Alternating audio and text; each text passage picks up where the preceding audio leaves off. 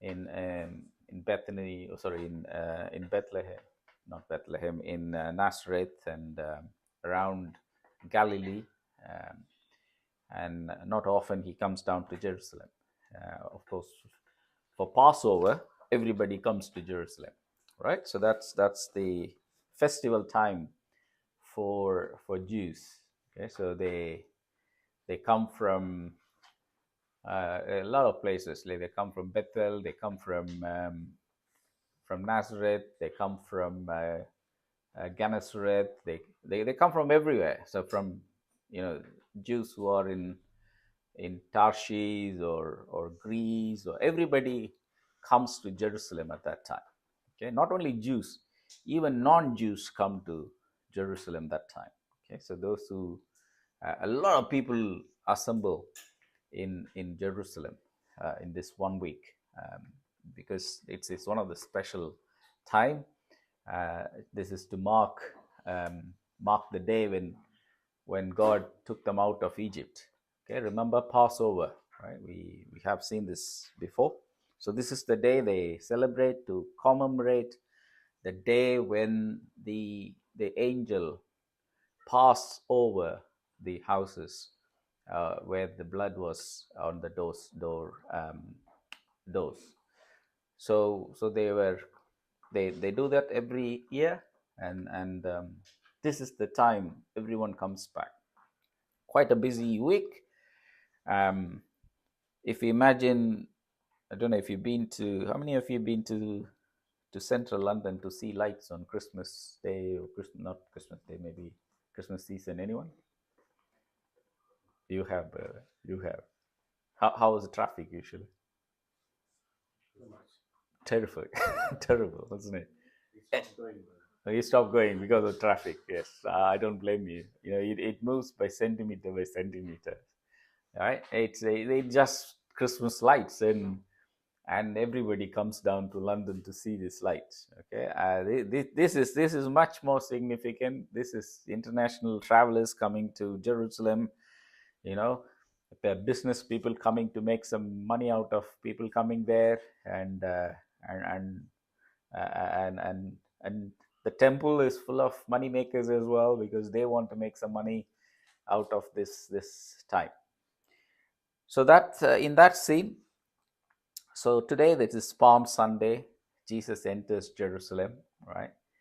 And they think about the mindset of the Pharisees and Sadducees and the priests and the people in power, religious Israel power. They want everything to, these days, to go very smooth, right? No rebellion, no problems, no accidents. They want everything to go smooth.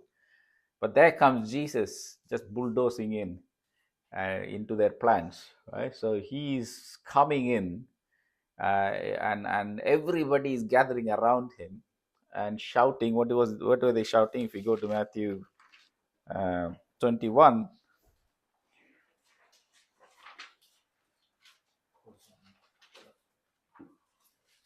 21:10. Sorry, 9 and 10. Okay, now 8 onwards. Let's say 8 onwards. A very large crowd spread their cloths on the road, while others cut branches from the trees. Think about this, like, they are putting their clothes on the road, they're cutting branches from the trees, spreading them on the road. The crowds that went ahead of him and those followed him shouted, Hosanna, the Son of David, right? Blessed is the one who comes in the name of the Lord, Hosanna, the highest heaven. When Jesus entered Jerusalem, the whole city was stirred and asked, Who is this? And crowd answered, This is Jesus, the prophet from Nazareth in Galilee. This is bad news for these organizers of that city mayor, and this is not what they want. They want everything to go smooth, but here there is something happening, right? So they are not very happy. So this is on Sunday. He enters, right, and he does few things. That is, he goes straight into the temple. He topples the table. He chases the money changers and the business people. Oh, think about that, right? He's going, and the crowd following, and he's doing all these things, right? He's pulling the never done. You don't do all these things but he's quite aggressive. Kind of, it looks like he's quite aggressive there, right? He curses the fig tree, and and let's read 12 onwards, right? 21:12. Jesus entered the temple courts and drove out all who were buying and selling there. He overturned the table of the money changers and benches, those selling dows. It is, and then the following day, um, if we go to 18, so this is Tuesday. So early morning, when Jesus was on the way back to city, he was hungry. He was looking at this fig tree. There was no fig, so he curses the fig tree. There's a lot of events happening one after the other, right? So what is happening is, so Sunday he goes into the city, and Sunday night he comes out of city. All right.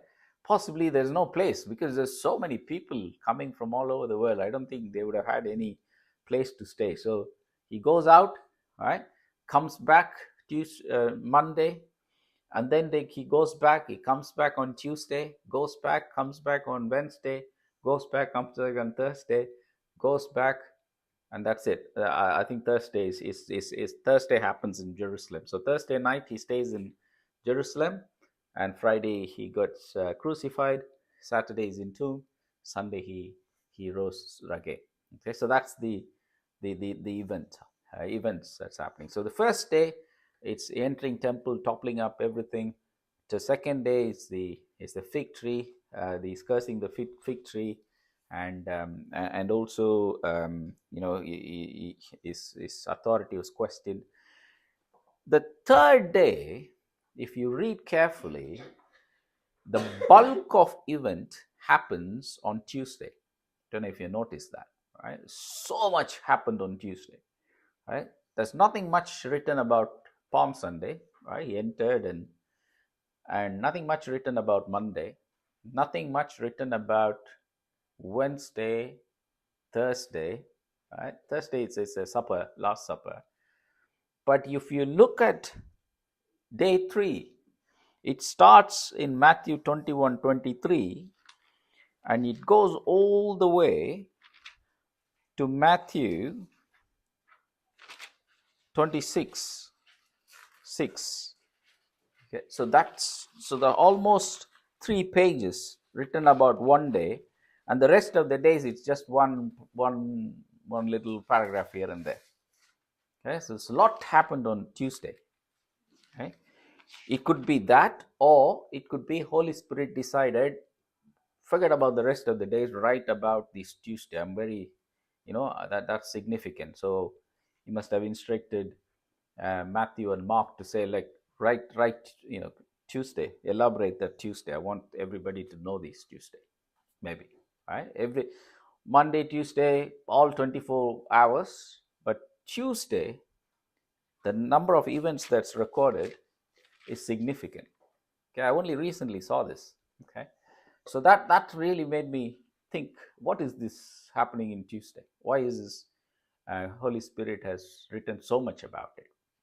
If you read carefully, it can be divided into 2 sections. Okay, so one section, he takes on Pharisees.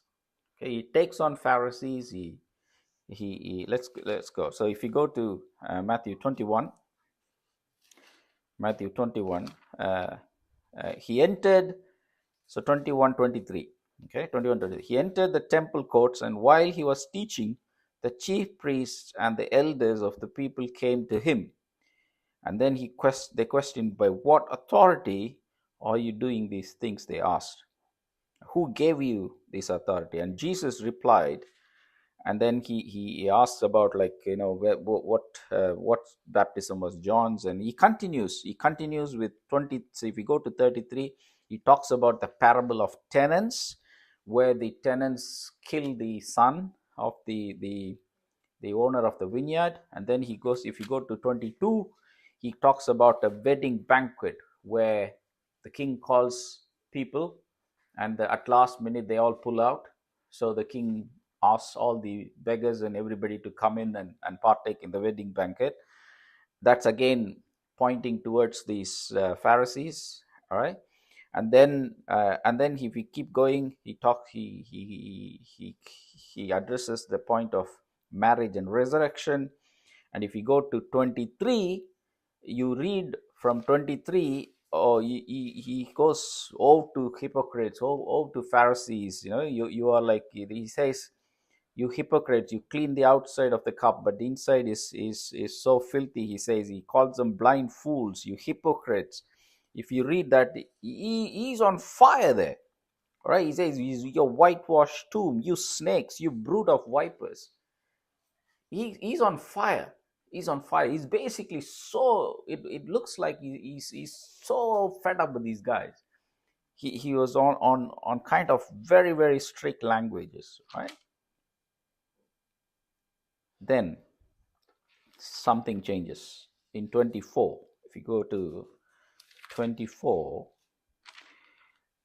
the scene changes. 24:3, as so 24, Jesus left the temple after speaking all these things to Pharisees.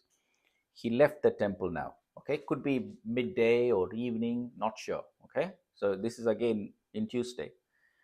He left the temple after speaking to Pharisees and was walking away when his disciples came to him to call his attention to the building. Do you see all these things? He asked. Truly, I tell you, not one stone here will be left on another. Everyone will be thrown down. As Jesus was sitting on Mount of Olives, the disciples came to him privately.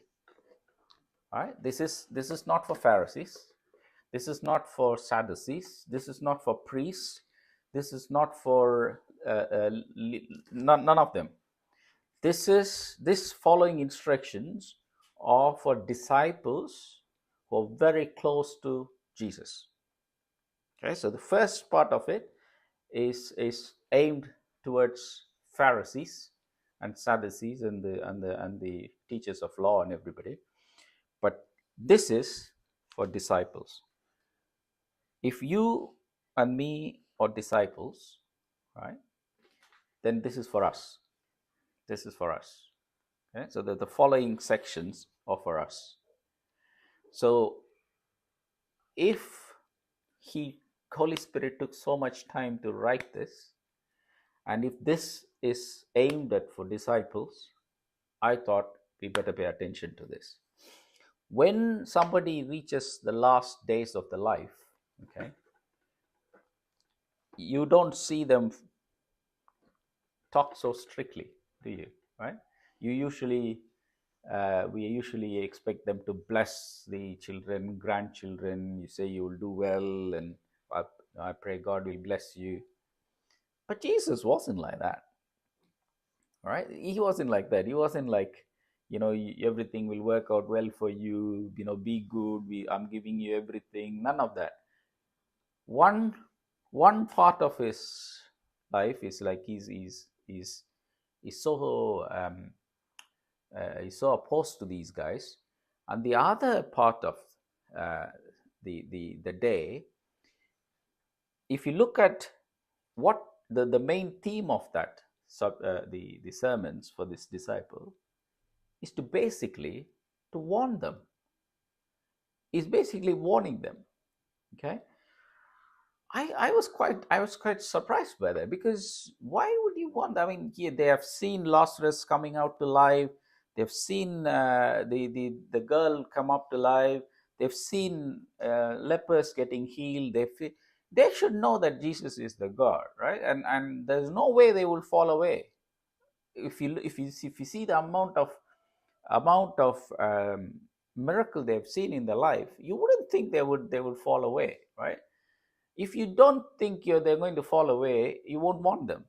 But Jesus thought that could be a chance my disciples could fall away, right? And that idea should bring us a lot of humility in us, right? That you and me could fall as well. Okay, there is a chance that you and me could fall away. So if you think, well, nothing can shake me, I can then you're basically, we're putting ourselves above Peter, above John. We're basically saying, Jesus, you don't know how strong I am. I can, you don't know how much I love you. I won't leave. Like Peter said, no matter what happens, I won't leave you. But it is better that we understand and read these cautions. Yeah, and one of the other reason why I wanted to look at like this is I see a lot of, anyway, let's go there and see what he says first. Okay, shall we go? All right, so Matthew 24 and 3. As Jesus was sitting on the Mount of Olives, the disciples came to him privately. Tell us, they said, when will this happen, and what will be the sign of your coming and the end of age? Jesus answered, look how he's opening up, watch out so that no one deceives you. Watch out, no one deceives you. Right? I think if I were there, probably I would laugh in my heart. What do you mean by nobody deceives? Who's going to deceive us? We have seen everything you have done. We know you're the Messiah. We just saw you how many crowds followed you. How are we going to get? Who is going to come and deceive us? But Jesus thought they might get deceived, right? And the amount of deception we see in Christian circle today, right? And the amount of the certain messages that I heard recently been forwarded to me, quite, the crowd following is beyond me. It's very, very saddening to see, especially in Tamil Christian circle. There's so much deception that's getting permeated into the mainstream.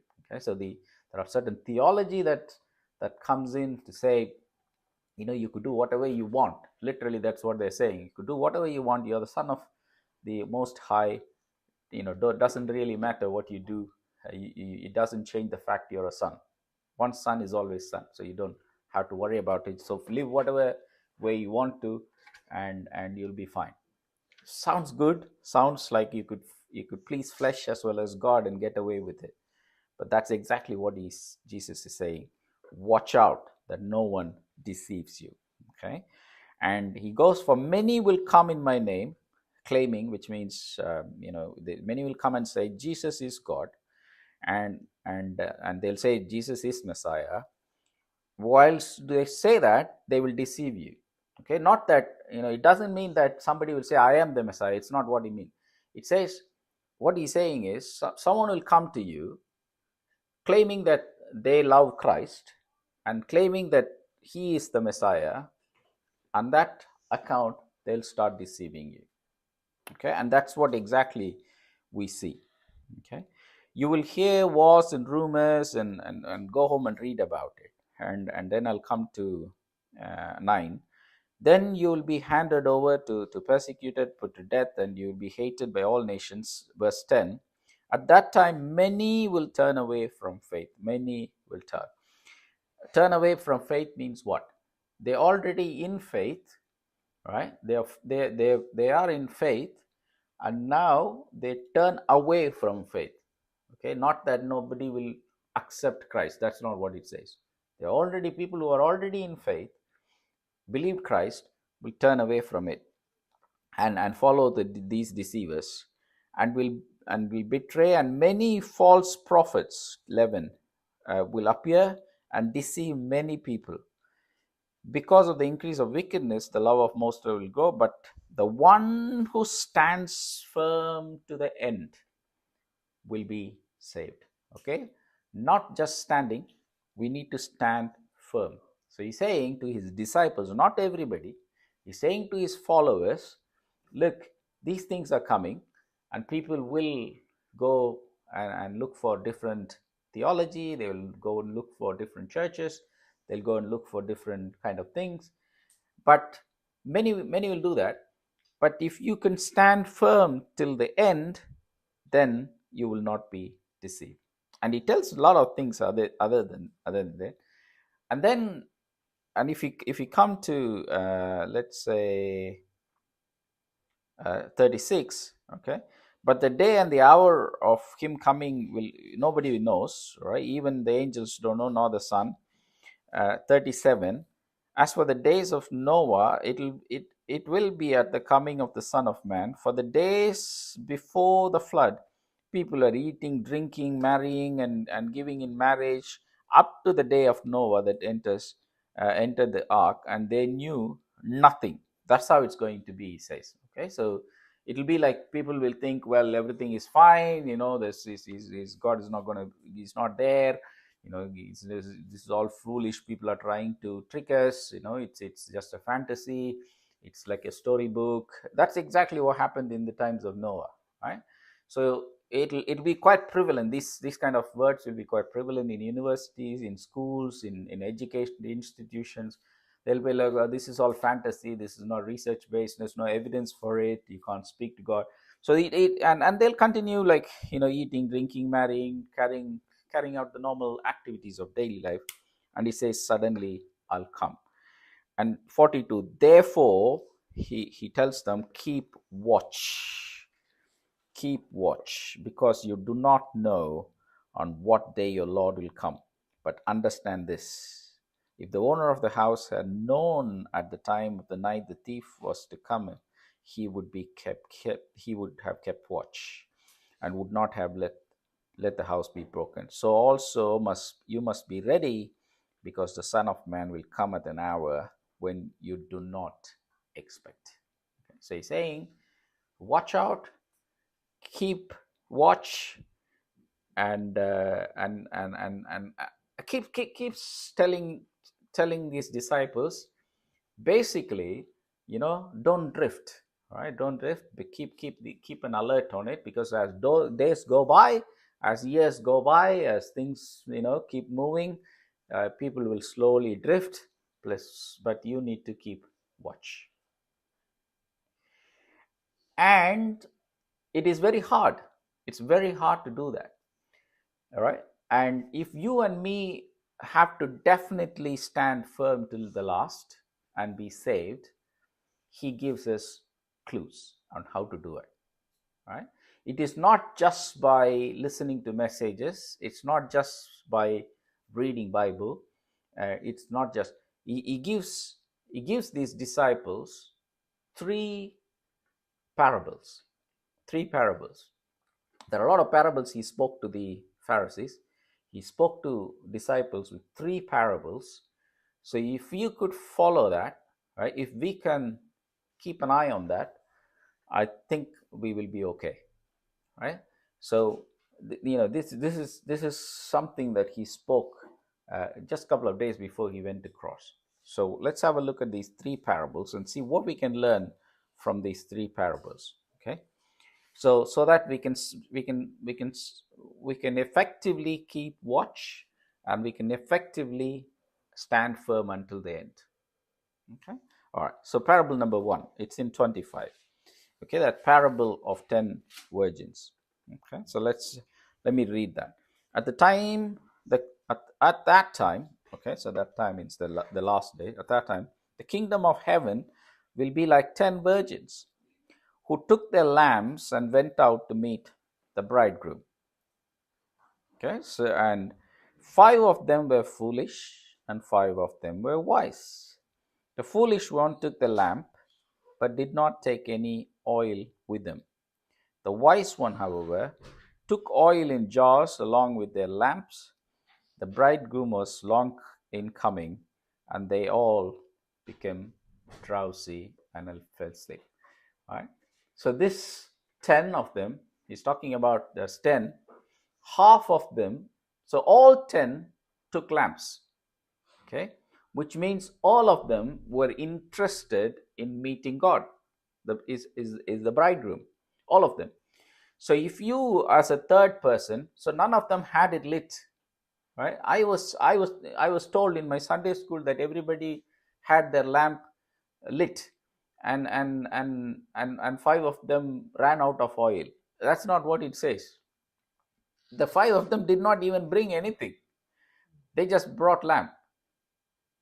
Did you notice that? I thought, my Sunday school teacher, I think they told us that all 10 of them went with lamp, and 5 of them ran out of oil, because it was it was burning and burning overnight. But it was not like that. Right? It says 10 went, right? 5 did not bring any oil, did not take any oil with them. Okay, so the question is, when everybody went, okay, now they all knew that they need lamp, and only 5 of them knew they need oil. Why was that, do you think? I was thinking about it, right? And I think, you see, these 5, right, probably looked at these other 5, right, and but did not have any fellowship with these 5. I'll tell you why I think that. When you look at somebody, you could look at how they're clothing, you could look at what they have in their hand, right? You could look at how they present themselves, right? But you will only come to know what is inside that little box if you start having conversation with them. If you come to know why they are holding on to that. Do you, you know, do you know, ask questions like, why are you going with this lamp? What is this lamp for? Right? Having this conversation and having fellowship and getting help from these other 5, right? Or at least the wise lady, the virgins could have asked this question to these foolish ones. Do you have oil? Do you have oil? I know you all have lamp. So I think what they have done basically is to have look at the external appearances and thought everything is fine. Right? It's like, okay, this church conducts music. They conduct worship in such a fashion. Copy that. Let's do that. All right. If this particular Christian reads Bible for 30 minutes every day, copy that. Right. And you go to another preacher who says, every day I stand on my knees for 1 hour. Copy that. Right? You keep all these external copying things and think that we also could meet Christ. But have you heard or have you found out how is his heart? Whether this church is there, what is behind that worship they do? Today we sang a song, wonderful song. Sanvi was meeting us. What is that song? It's a heart of worship, right? Heart of worship. What does it say? It is all about you. Where is it? It is all about you. It's all about you. There was one song. I think Sanvi sang that, isn't it? What is that song name? Heart of worship. Yes, that's right. Heart of worship is not about the song. It is not about the music. And then what else it say? It is not about who is singing. It is not about the tune. Right? That's right. It's not about the tune. It's not about anything. What is it about? It is about you. It is all about you. All right? When the music fades, when everything is stripped away, all right, what matters is the reason behind that song. That is him. That is hidden. You can't, you could put up a nice music, you could put up a nice song, you could put up a nice worship, but was God in that music? That can only be found out if you have good fellowship with one another. This hidden part, the hidden part of Christian life is very important. This is where the oil is. That's what signifies oil. When we think about lamp, we sometimes may think about the oil in a transparent bottle we could see, but that's not they had. Right? Bottles are or not, those days. The lamp, it's in Tamil, it's called tivati, right? It's a hidden thing. You wouldn't know from looking at a lamp whether this lamp has an oil or not unless it's lit, unless it starts shining, right? That's why Bible says, you lit your lamp so that your thing could shine for people to see. right? So unless you lit it, unless you have fellowship, you will never know a person has an oil inside or not. What sort of light they will emit, you will never know, right? I think this the problem with these foolish virgins, right? Fully, the fact, the pity is this: these five want to meet their bridegroom. Okay, they were dedicated. They want to do it right, but they did not understand there is a secret life that or a hidden life that is important to meet God. So the question is, do we are we in this foolish five or the wise five?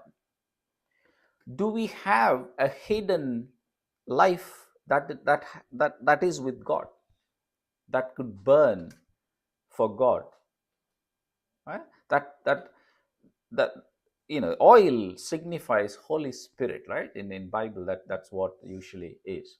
Do we have that spirit in us, out of which the light shines? Okay, imagine if there is no oil, you could lit the lamp, it will burn, but the quality of the light is not going to be good, and it's not going to last long. It's not going to last long, right?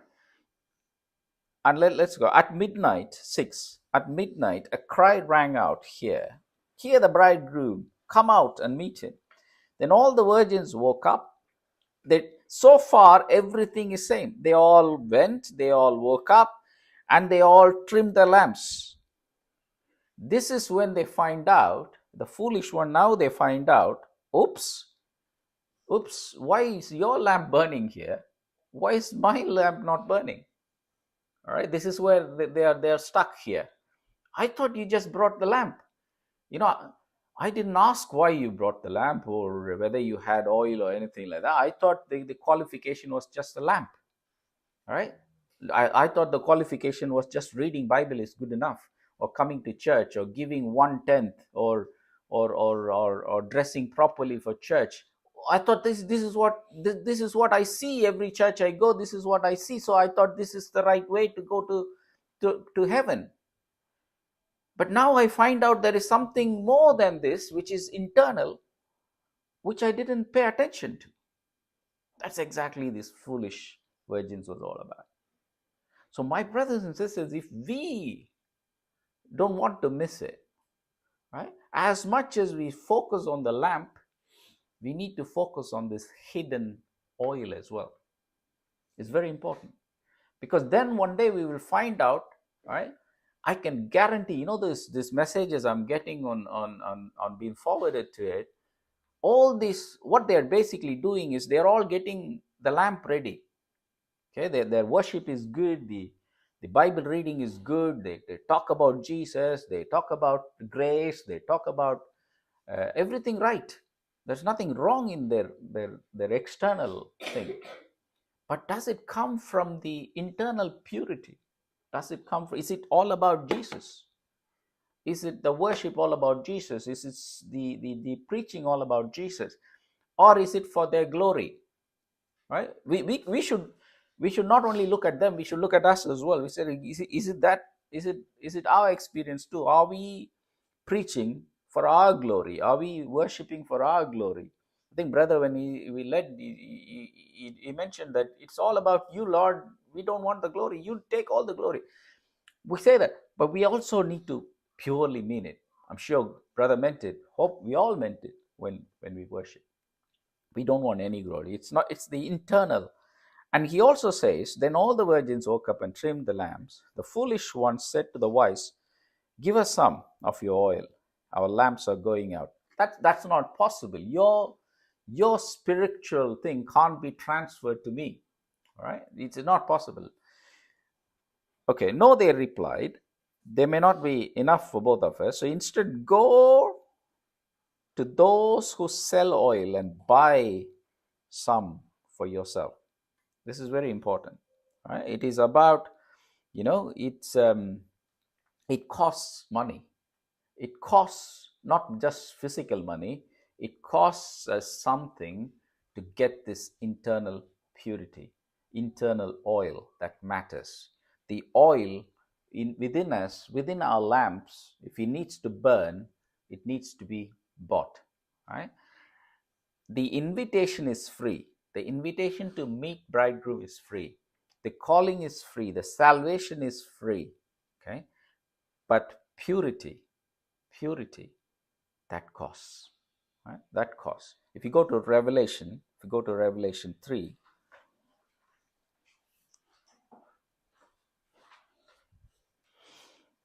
we see the church, Laodicea church, don't we?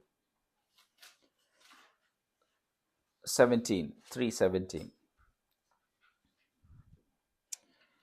He says, the problem with Laodicea, God says, you say I'm rich, I have acquired wealth, and I do not need anything. But do you realize that you are wretched, pitiful, poor, blind, and naked? In other words, externally looking at you, you say you're rich. Externally looking at you, you say you don't need anything. You have the wealth, right? You don't. But do you not realize that internally, right? You're poor, you're blind, you're naked. So God says, I counsel you, I advise you to buy from me, right? Gold refined in fire. Okay, that internal richness he's talking about. And the white clothes to wear. So you buy gold from me so that you can become rich. You buy white clothes from me so you can cover your shameful nakedness. You buy salve from me so you can put on your eyes to see. So in three things he's saying. So the gold, the spiritual richness, the salvation of the robe, or not the righteousness, the imparted, or not the imputed righteousness, that is free, but the imparted righteousness, get it from me. And also the third thing is salve, or glasses to see the truth in the Bible. Okay, so it says buy from me, right? என்னிடத்திலிருந்து விலக்கி வாங்கு. You buy from me. Okay. And I think we saw this a couple of weeks ago on how the salvation is free, but the righteousness, to be with God, to get there at the end, to persevere, always costs something. Like we want to do certain things, but if we really want to please God, we have to give up that, right? The sacrifice. So that is very important. Okay? The sacrificial life, that is what will increase the oil in us. The sacrificial life. So now, if we carry on saying like, I will do whatever I want, whatever I want to watch, I will watch. Wherever I want to go, I will go. Whoever I want to see, I will see. I will live my life according to my own terms, but I still need this internal oil. That's not going to happen. You need to sacrifice. That needs to be sacrificed. There should be some sort of internal sacrifice to get this oil. This is what his cost is talking about. The cost. So this is where Romans, as we say, what is true worship? True worship is giving our body as a living sacrifice. So that's what worship is, right? So sacrificial acquiring of this oil. So what do we understand? Okay, let's go back to that and say, so, but while they were on their way, 10, okay, to buy the oil, the bridegroom arrived. The virgins who were ready went in with him, the wedding banquet, and the door was shut. Later the others also came. Lord, Lord, they said, open the door for us. But he replied, truly I tell you, I don't know you. Therefore keep watch, because you do not know the day of the God. Basically what he's saying to Peter and John and James and these people is, you could be one of them. That's what he's trying to say, right? He's saying you could be foolish as well. All right, if you don't look after your internal oil, if you don't acquire that internal oil, you will think that you got it, but one day will come that I may shut the door, and then you may call, Lord, Lord, but I would say, I don't know you, because you didn't have that oil in you. You didn't have that hidden goodness in you. Everything was external. Your lamp was external, your dress was external, your biblical knowledge was external, everything was external. Your internal quality of life was not there. So therefore he says, I don't know you. Right? And this is to the disciples, not to the Pharisees. Remember, not to the Pharisees, not to the Samaritans, not to the Romans, not to the Greeks. He's talking to his disciples. So he's basically telling you and me that we could be in this five. That's, do we have that humility to accept that, or we say, no, I'm good. You know I see these people who are deceived. Usually the answer to them is, I know, you don't have to tell me, I know.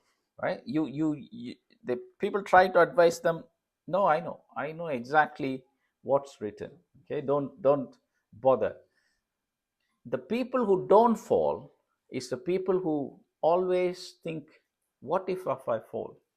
you know could there be something that I don't know that God wants to speak to me? All right.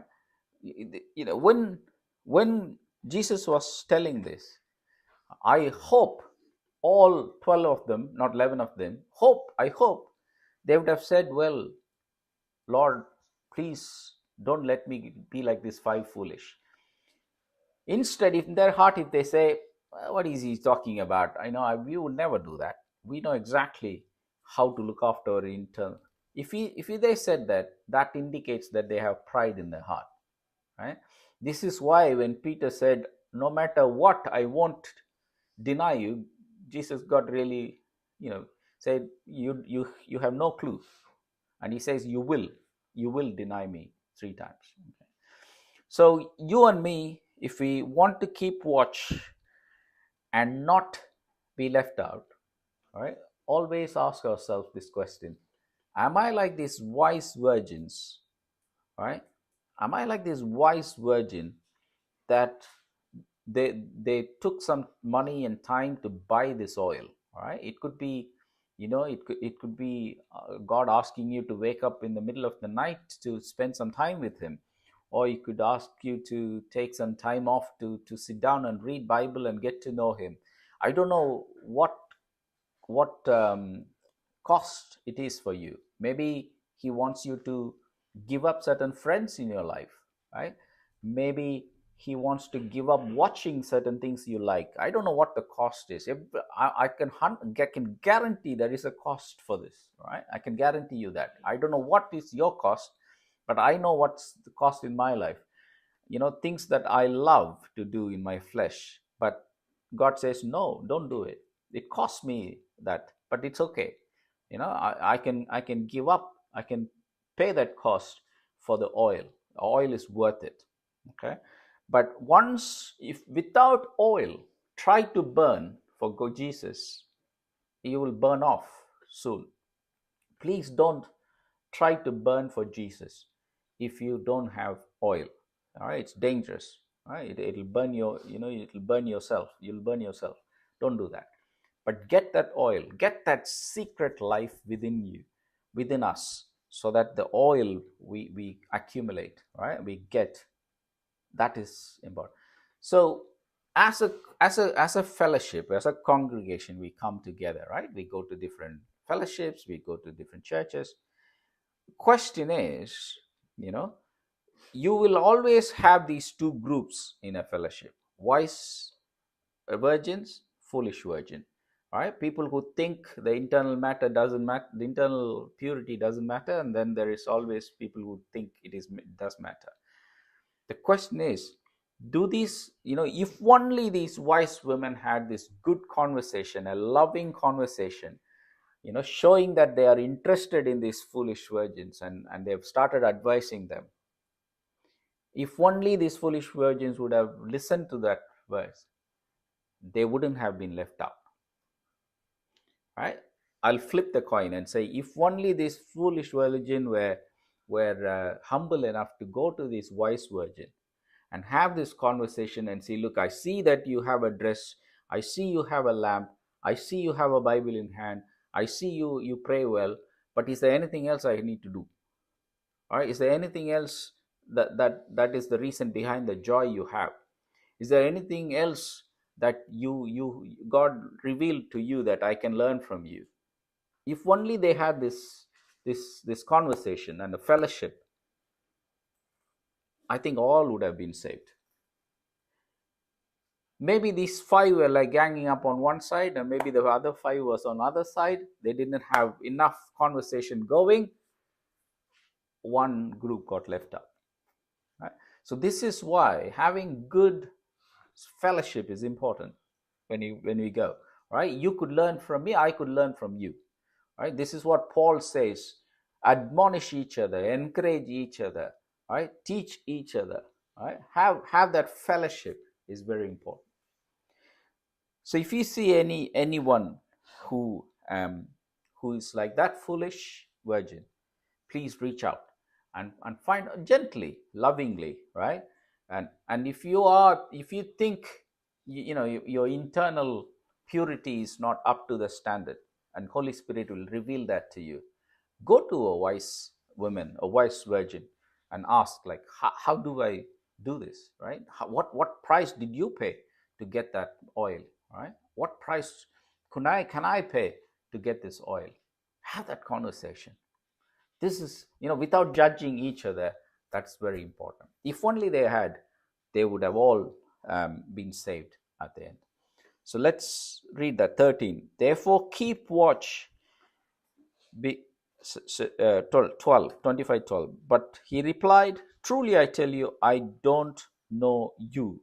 Therefore, don't know you means it's not like I haven't seen you. That's not what it is. Don't know means I don't know you at a fellowship level. All right, you never spoke to me. You never had that fellowship with me, knowing God experience. That's one parable. Second parable he talks about. So first thing is watch out your internal life. Okay, so that's what this parable is all about. Watch out for what is inside your lamp. All right, if you don't have oil, ask God what is the price for that oil. Okay, maybe he'll ask you to stop watching certain things. Maybe he'll ask you to cut off certain friendship. Maybe he'll ask you to spend more time with him. Maybe he'll ask you to spend your money in good things and not bad things. I don't know what's the cost, but ask God, what is the cost that I can get this oil? Right, my brothers, sisters, if we don't have this oil, we we don't want to hear this word from God at the last day. Say, I don't know you is a worse words, worse words we can hear from God. Right, we might as well pay the price now to get that oil.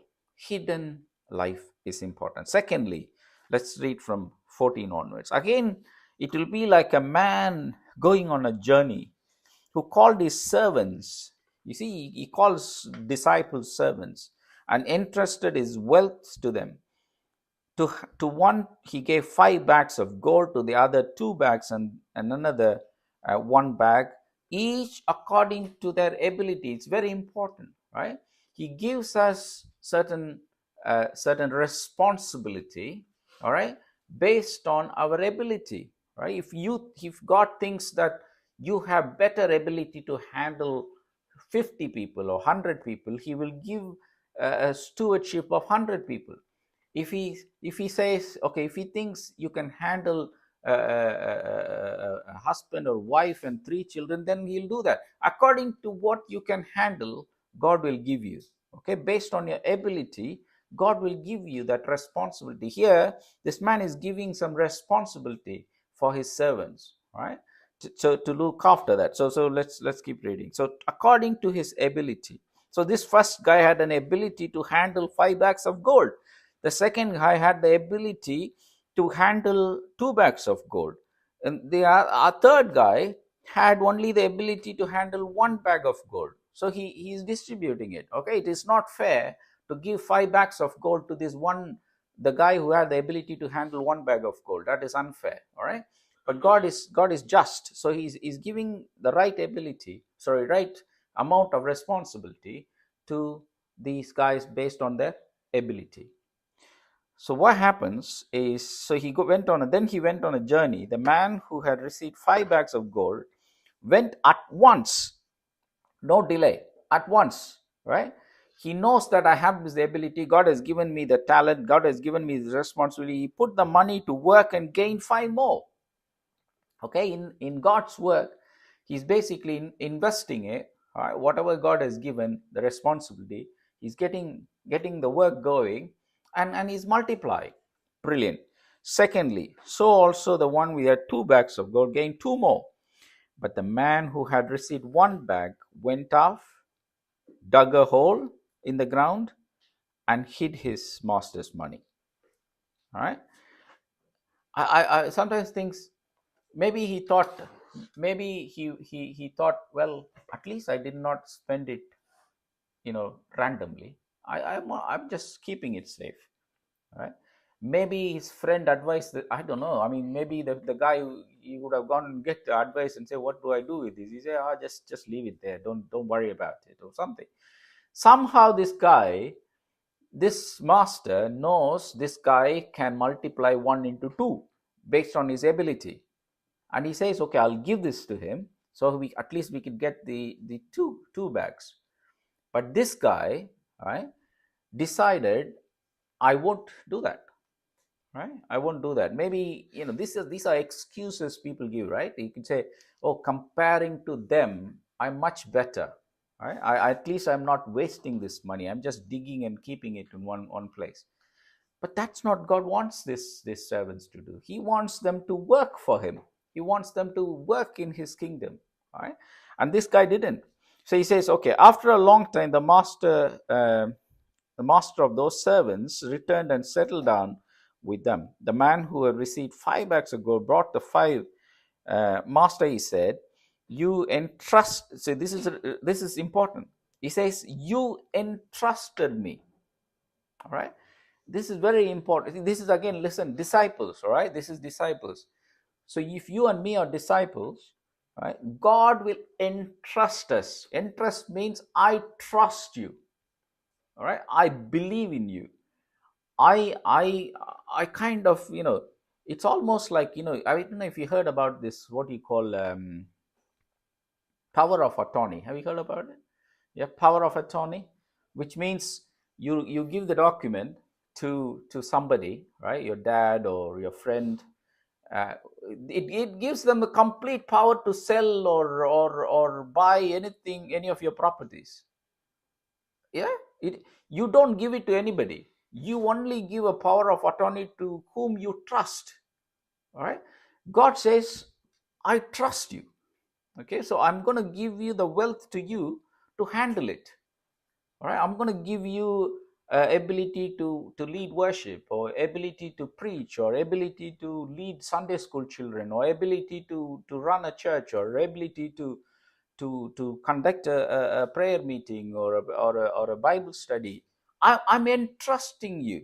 I'm going to give you children to look after them and guide them into God's work. Or I'm going to I'm going to give you friendships that you can help your friend. I don't know what he's entrusting you with, but all the disciples have something according to our ability. All right, if God perceives that I have the ability to handle certain things, then he will entrust me with that.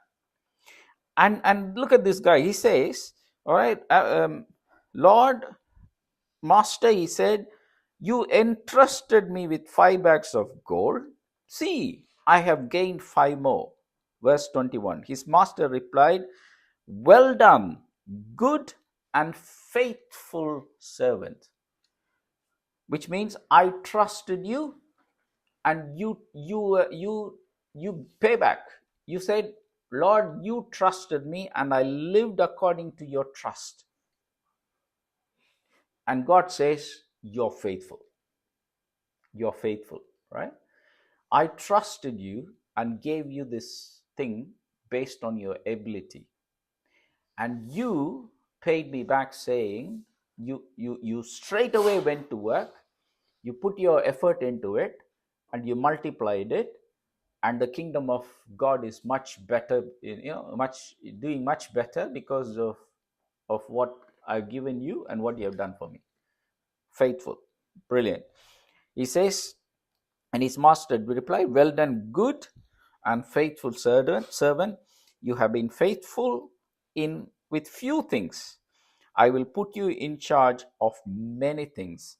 Come and share your master's happiness. This is very, very important. As a disciple, I can guarantee he will give us all these opportunities to be faithful. Yeah. When I was reading about it, something came to my mind. Okay, I was reminded of something. I'll tell you what it is. When I was in my first year of my college, right? So I was like probably Jeremy's age, right? So it's very young age. I went to this all night prayer because my mom brought me to this all night prayer. It's a church. It's an established church. Three pastors in in Pentecostal churches, they sit on the floor, right? So they kind of sit on the floor. They are leading this all night prayer. Came about 1:30 in the morning, right?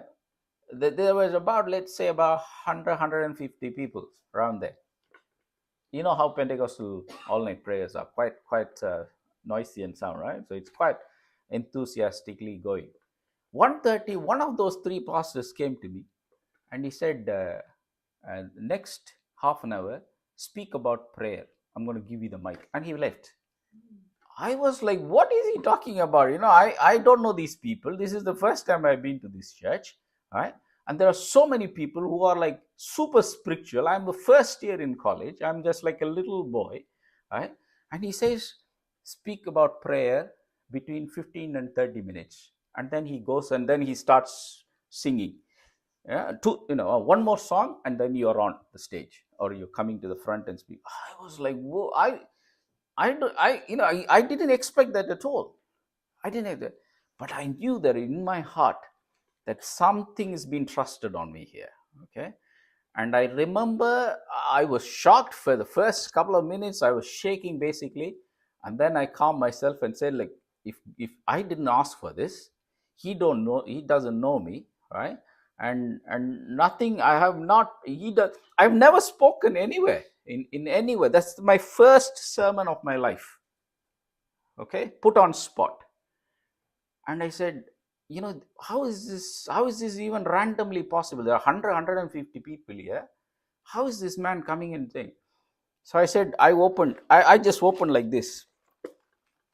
A few things came to my eyes. One is Moses' prayer, Daniel's prayer. I didn't even know where these prayers were. I just flipped and it came. I just flipped. Moses' prayer came. Flipped. Daniel's prayer came. Flipped. Jesus' Gethsemane prayer came. Yeah, I still remember these three prayers. Spoke about 20 minutes on prayer to these super spiritual moms and grandmothers. And a couple of them came and said that was very useful. Little things like that God gives us. But remember, if I am doing whatever I want in my university college, right, going and fooling around like any other college going student, right, there was so much sin that's going on in my university. If I am indulging in all those things, do you think he would have entrusted me with that? No, he would not have done that, right? Little things like that. Okay, God looks at us and say, okay, his ability. I didn't know my ability. I honestly tell you, I didn't know about my ability. Right? I've never spoke. I've never taught. I've never, I've probably told you many times how I shaked and collapsed in a stage. Right? I'm such a person. Right? But I didn't know my ability, but God knew my ability. Right? He said, okay, he can speak to 150 strangers. He can speak and entrust me. But how do we use it? And how do we be faithful in those things? I could have easily said no, and walked off. I could have easily said that, right? I could have said, no, Pastor, I'm not doing it, and I walked off. He's not. I don't know him. I haven't met him before that. I don't think I would have met him after that either. So, but but do you are you in tune with that Spirit's leading? Right? When He gives you that 5 bags of gold, or 2 bags of gold, or half a bag of gold, or even 1 gram of gold, when He entrusts us, what do we do with it? Is very, very important. If you're not faithful with it, all right, this let's go back and see what happens then. Okay, so he goes, and 22, the man with 2 bags of gold also came. Master, he said, you entrusted me with 2 bags of gold. See, I have gained 2 more. His master replied, well done, good and faithful servant. You have been faithful with few things. I will put you in charge of many things. Come and share your master's happiness. Then the man who had received 1 bag of gold, Master, he said, I knew you're a hard man, harvesting where you're not sown, gathering where you have not scattered seed. So I was afraid and went out and hid your gold in ground. See, here is what belongs to you. Okay, he thought, the master will be very appreciative of it. The master replied, you wicked, lazy servant. So you knew that I harvest where I have not sown, gather where I have not scattered seed. Well, then you should have put my money at least in the deposit